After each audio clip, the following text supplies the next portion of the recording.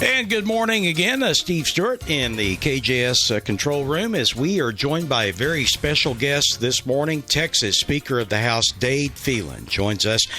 Speaker, are you in Austin or are you in Beaumont right now? I'm in Beaumont. Good deal. Great to be back home. Yes, sir. It is. Yeah, it's good to come back home. Good deal. We've only got you for a few minutes, but some topics that we wanted to speak to you about, some very important things that are going on right now. And I guess, first of all, the border. We've got to touch on the border as we continue to have illegal immigrants pouring across.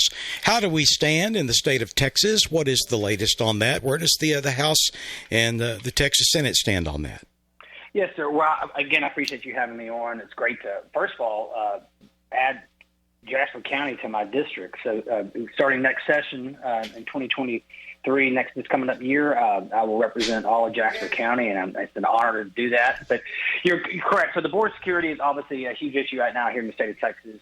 It's a humanitarian, legal, and constitutional crisis that's just being completely ignored by the Biden administration. It's not getting any better. It's deadly. Just this past week, we lost one of our guardsmen down there in a drowning. Mm-hmm. Just in April alone, there were about 24 illegal immigrants who drowned trying to cross as well. And then, of course, there's the treacherous part of crossing across the deserts that we have in southern Texas. So it really is it's a dangerous and deadly crisis we have on our border. And Texas has really stepped up. So beginning in 2015, it was my first session in the legislature, and we significantly increased our budget to try to stop this illegal immigration crisis we were having in Texas. So we increased the budget to $800 million for DPS to patrol our southern border, along with our game wardens as well. And of course, there's other elements like the criminal justice system, the healthcare system, the public school system, the housing market, how you deal with hundreds of thousands of people crossing our border each year illegally. But so $800 million since 2015. This is past session because the surge since Biden has taken office has created an exponential flow. We're up to probably $6.4 billion since 2015. So I went to D.C. last week, and one of my main requests was reimbursement for those expenditures. Texas taxpayers should not be footing the bill for the entire country. We are defending 1,200 miles of federal border with Texas tax dollars, and I don't think that's right. How was the reception when you requested that money? Well, I was meeting with Texas congressmen and our senators from the Republican delegation. They were very open to that idea, and I had commitments from several of them to say they will fight for that when we take control of Congress, should that happen in November, which I think will. I didn't meet with Ms. Pelosi or someone like her to ask for the money. I may have gotten a different response, but from the Texas delegation, they were very receptive, and many of them were willing to go and fight for Texas and fight for the taxpayers here. All right, Mr. Speaker, our owner, KJS owner Mike Lout, joins us, and he's going to speak to you here. How are you doing, Mr. Phelan? I'm doing well. How are you, sir? Just fine. I spoke with one of your old friends there the other day. I happened to run into him, Chris Patty in Carthage. And, yes, sir. But anyway, guy too. Yeah. So Jasper played Carthage, and KJAS was broadcasting the game, but so was KGAS of Carthage, and of course you know that Chris and his father-in-law own that radio station there. That's correct. But anyway, he almost was Speaker of the House, but you beat him out in the caucus, and we're glad that you did, because we like having somebody from Southeast Texas to be Speaker of the House. Well, I appreciate it. It's the first time in 176 years someone from our area has been able to be Speaker of the House, and it's a huge honor, not just for my colleagues to elect me, but to be able to provide that type of representation in Austin for Southeast Texas. It's very, very, very much appreciated that y'all keep sending me back up there to do this job. Well, we're glad that you're there, and from what we know, you're doing a good job. Let me say this, though. How can people be in Texas, and anybody in Texas, be supportive of the Biden administration and supportive of this president that we have that is doing this. Am I right or wrong that what is going on in Washington with the Biden administration, Texas is probably getting the worst beating of anywhere in the country, without a doubt? Why is it people can't see what's going on?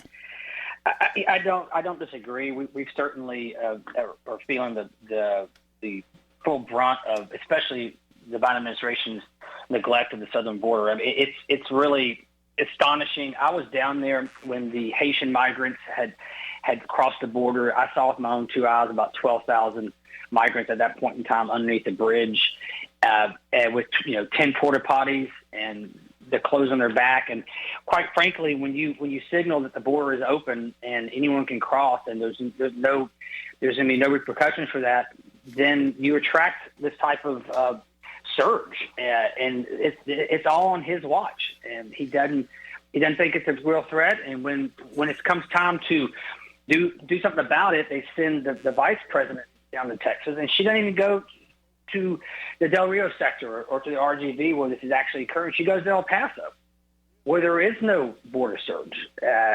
It's just dereliction of duty, malpractice. It's shameful, and like I said earlier, it's deadly. People are losing their lives.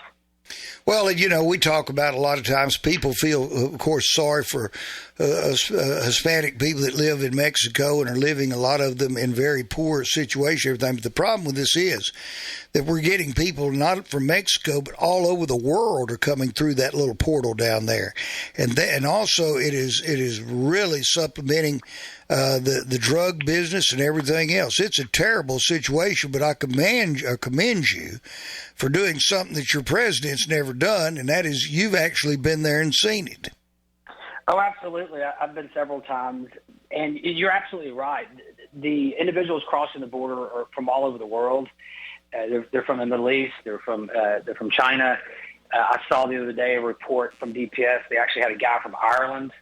I don't know. You're a long way from home if you're crossing the southern border and you're from Ireland.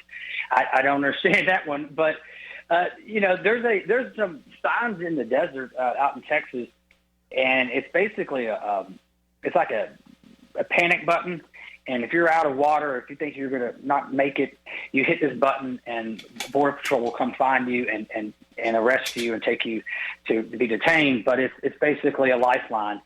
The first section of verbiage is in English, the next is in Spanish, and the third is in Chinese. And that's how many individuals from Asia cross our southern border. There's also been reports of over 30 individuals on the terror watch list who have been apprehended. That's just those that have been apprehended. Imagine how many got through that were not apprehended, that are on a terrorist watch list. You're right. It is. I'm all for legal immigration. I'm all for someone going through the protocols and the laws that we have set up to come here and work. I think we all support legal immigration. But what is occurring down there is anything but a solution to our problems.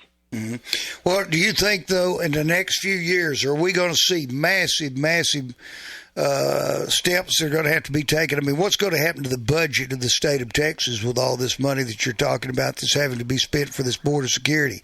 Do you think that we will ever see any help from the federal government, or are you all going to have to end up raising the taxes here in Texas?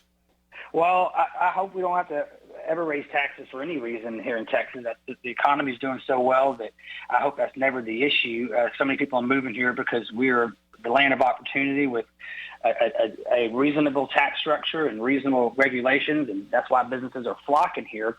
But you're right. Just last week, the governor, lieutenant governor, and myself had to approve an additional $495 million for border security. And that's exactly the reason I went to D.C. Very frustrated by this. And by the time session rolls around, I expect that total from 2015 to 2023 would be closer to $7 billion. I think that with Congress in Republican control, both the House and the Senate, I would really hope to see some movement on that to where Texas can be reimbursed, and we can use that money for property tax relief or better roads or public education or whatever the voters see fit. But again, this is the state addressing a federal issue, and I think it's really unfair to Texas taxpayers to have to foot that bill. All right, Mr. Speaker, Steve Stewart again, and a question about a document that was leaked from the Supreme Court regarding the Supreme Court possibly shooting down Roe versus Wade from back early 1970s. And what effect, if that does happen, what effect would that have on Texas? Well, this past session, we passed a bill, a lot of press on the heartbeat bill, but really what would probably impact this decision, should it be accurate, and it actually this opinion be what the Supreme Court issues in probably July. We passed a bill this past session. It's called the Trigger Bill, and what it basically says is if Roe v. Wade is overturned, then it triggers this bill which says abortion is not legal and is no longer legal in Texas, which is what the standard was prior to Roe v. Wade in 1973. So we will revert back to the previous law of 1973. Again, we have to wait for that opinion to actually be issued. I can tell you that in Texas, this past session, in my first session as Speaker, we went as far as any other state, if not farther, in making certain that those individuals who don't have an abortion have an alternative. So we have $100 million into a program called Alternatives to Abortion, which goes to crisis pregnancy centers to work with a woman who wants to have a child, doesn't want to have an abortion, and counsels them. They have clothing and diapers, and they really work it through the whole program, even their personal budget, how to stop smoking, domestic abuse issues. They counsel all those problems. Again, $100 million. We also extended health benefits for mothers from 2 months to 6 months post-pregnancy, those who can't afford health insurance. We extended that to 6 months. And then we also modernized the paperwork for the children's Medicaid program to where they wouldn't fall off the healthcare rolls. And that's about 60,000 children a year that would not lose their health benefits. So as a pro-life Republican, when we say from the womb to the tomb, we need to make certain that we're there to help those who want to have a child and make sure those children are healthy too. So Texas has stepped up in preparation for Roe v. Wade being possibly overturned. We thank you for that. And we were told you had about 15 minutes to spend with us, and that's coming to an end. So is there something to the end that you'd like to say to the people of Jasper, Newton, and Tyler counties?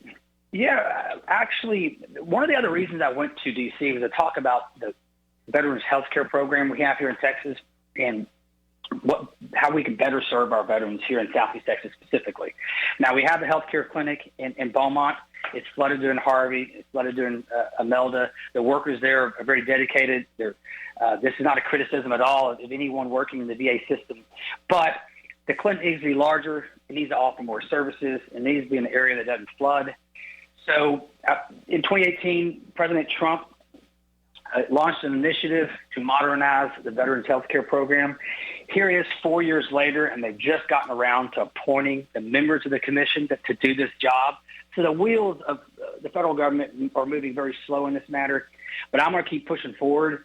I'd like to see what, for instance, y'all have in Jasper County is, the Christian system has moved to a spoke and hub where you have a large hospital and then you have smaller micro hospitals that can do some inpatient care. I'd like to see that happen here in Southeast Texas.